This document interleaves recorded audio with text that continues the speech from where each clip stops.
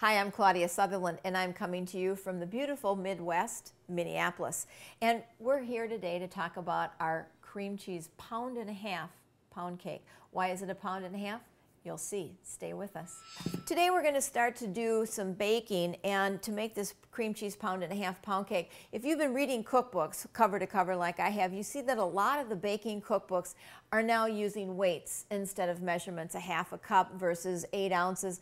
What they're talking about is much more accurate when they use weights instead of talking about cups, tablespoons, that kind of thing. So we're going to start out with room temperature ingredients. And when I say room temperature, I don't want you leaving your butter out overnight. I don't want you leaving your cream cheese out overnight. And I don't want you leaving your eggs out overnight.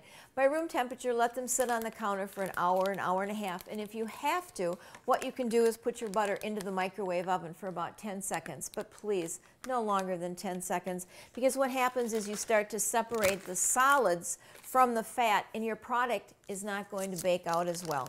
So what we've added is the butter. I like to use 8 ounces of unsalted butter. And then we talked about cream cheeses. I'm thinking I'm going to use the pineapple today. So we want 8 ounces of the room temperature pineapple cream cheese. And if you don't have that, remember, the original is just fine. Customize it to whatever your family likes best. And if you want to do a strawberry cream cheese and put strawberry sauce over this and serve it as a shortcake, perfect. It's whatever you want to do. It's your recipe. We mix this on medium-high speed until it's fluffy, about 3 to 4 minutes. So here we've got whipped cream cheese and butter. And it's nicely blended, whipped until it's soft and very, very, very pliable. And then we're going to add our sugar. There's a lot of different sugars out there. There's baker's sugar, there's granulated sugar, there's powdered sugar. I like using baker's sugar in a cake or when I'm doing candy because I think it mixes up much better, especially with things like butter.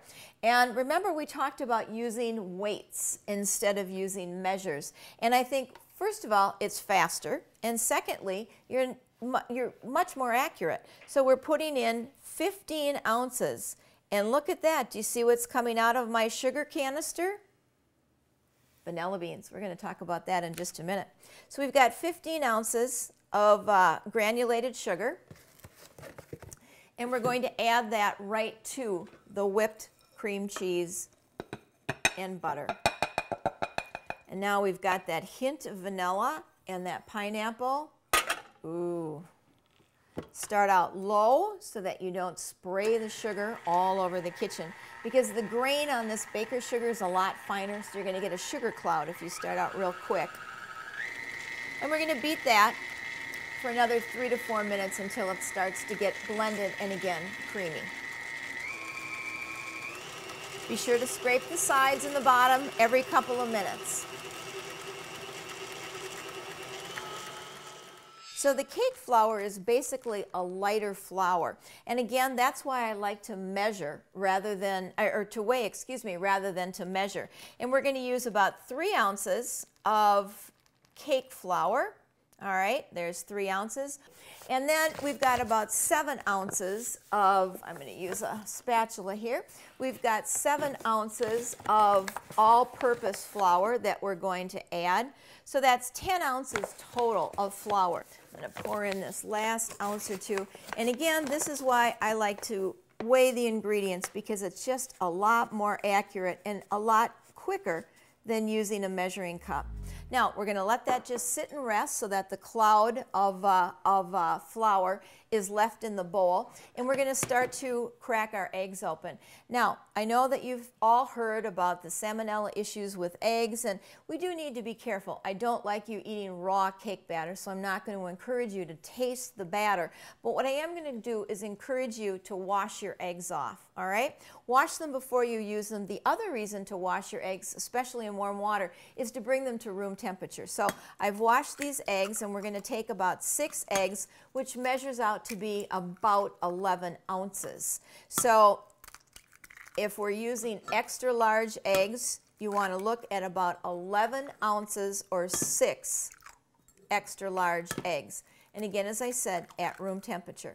Now, pour that in very, very slowly with the mixer running. You want to add your eggs one at a time so that they incorporate very, very slowly. What we need to do is always look for the freshest and best real vanilla, not imitation, not colorless, real vanilla. And I like to use the real vanilla beans, and I use them and reuse them over and over and over.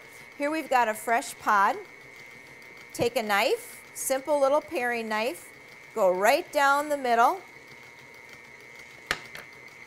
open up your pod, and you simply start to scrape all the beans from the pod and put it in your mixture.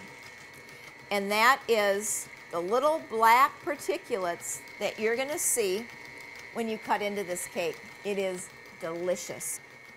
One last thing, we add about a tablespoon of vanilla. I am a huge believer in vanilla, a huge believer in vanilla. So I add a little less than a tablespoon. And a pinch of salt. Use a kosher salt. Kosher salt goes in everything unless you're doing a fish. Then I want to see you use sea salt. Now we're going to slow this down. We are going to scrape the bowl down. And then we are going to finish by adding our dry ingredients very, very slowly. Turn the machine on and add the flour. We don't want to overbeat. If you overbeat once you've added the flour, again, you get a very tough product. And even pound cake can be tough. Beat it at low speed. You don't have to have it going crazy. Low speed. Increase it a little bit.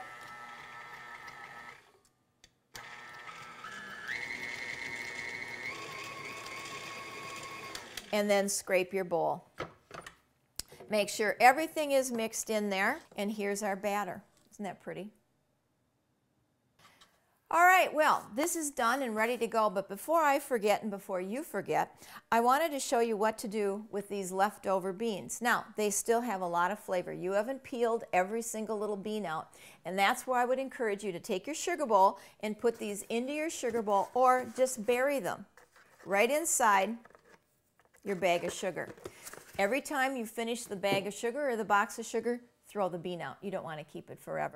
But these little babies, they will add a ton of flavor to everything you put them in. Do not grease your cake pans with butter, especially if there's butter in the recipe. So I'm just using a plain vegetable oil.